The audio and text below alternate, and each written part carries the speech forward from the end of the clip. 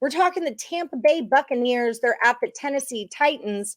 Bucks are coming off in their last game. They lost to the Dolphins by 2 points. Dolphins covered by 3, and that game did go over by 17.5. Titans last game went over by 5. The Ravens covered it by 9.5. Tennessee lost by 13. So now what we're dealing with here is we've got the total at 38.5 and Tennessee -3. What are your thoughts on this one, Jesse?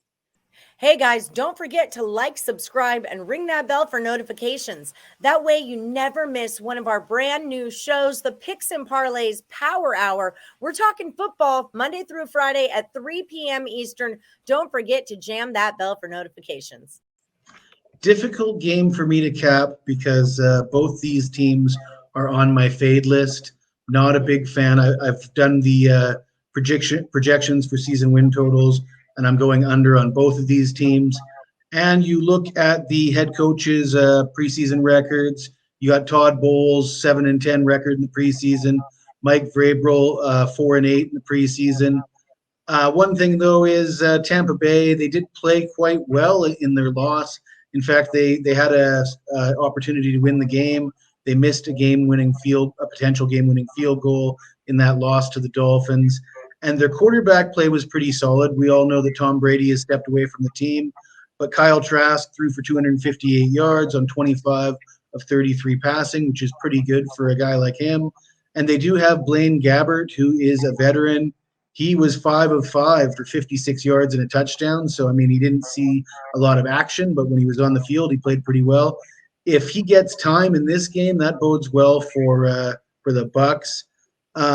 Logan Woodside, on the other hand, the quarterback that saw the most time for the Titans, was terrible. 14 of 24, 102 yards, no touchdowns, 2 picks.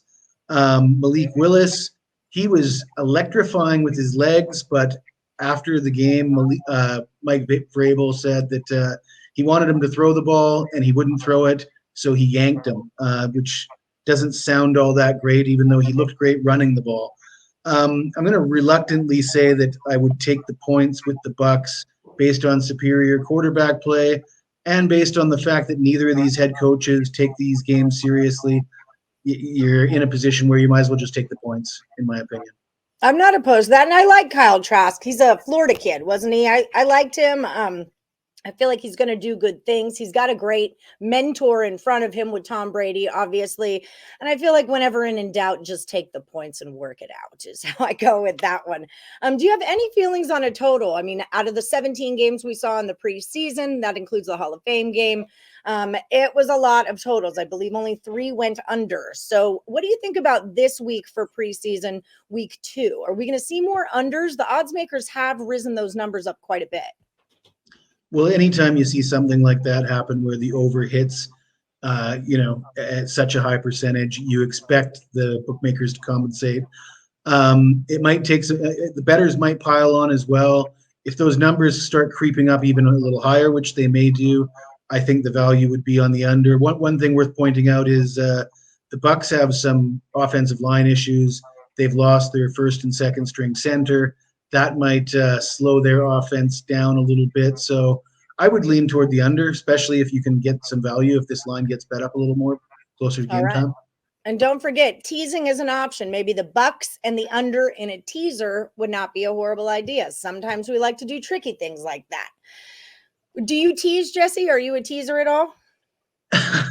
I've been known to tease from time to time.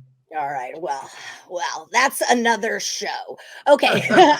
So people at home, if you want to check out Jesse, I suggest that you do. Sorry, I called you Jesse Schultz. You're Jesse Shule. That's his name, Jesse Shule. He is #1 at picksandparlays.net. He is the hottest capper on the site right now. So head over to picksandparlays.net and use the promo code NFL. That's going to save you 20% off whatever you get from Jesse. Thank you so much for joining the Power Hour today. Thank you, Allie.